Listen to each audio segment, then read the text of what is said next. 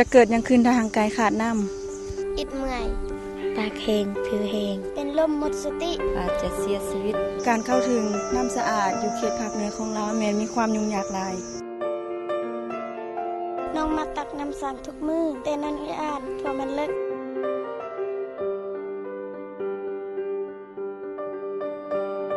พวกเขาอยากสิเฮ็ดซุนขวดแต่น้ำบ่พอข้อยอยากได้วิทายแต่บ่มีน้ำเถื่อข้อยตักน้ำอยู่เฮือแก่บ้านบางครั้งข้อยก็ลุก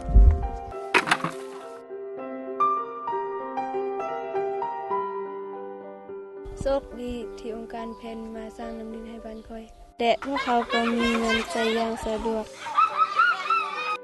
แต่เจ้าฮู้บ่ยังมีอีกหลายพันหลายหมื่นชุมชนที่ยังขาดแคลนน้ำสะอาดอยู่